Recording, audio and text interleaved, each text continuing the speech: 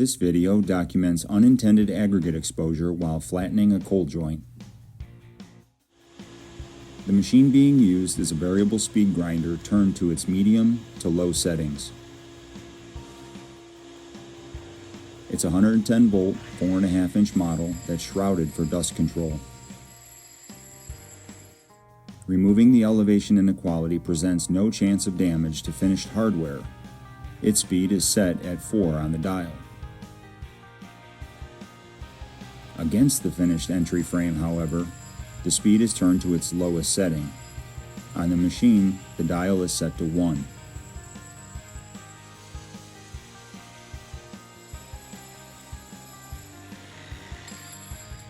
Removal of the interior slab's elevation inequality takes time.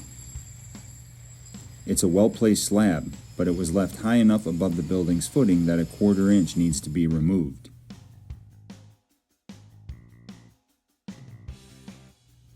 Cutting into aggregate means slower work, but the grinder will eventually get it done.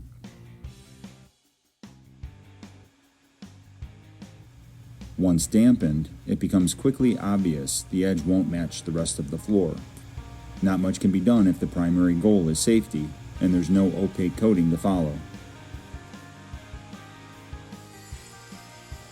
If a customer doesn't want to see a different look where slabs meet, the best plan is to finish them at the same height.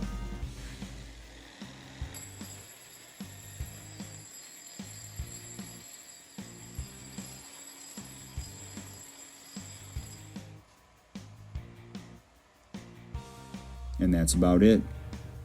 Unintended aggregate exposure while flattening a cold joint.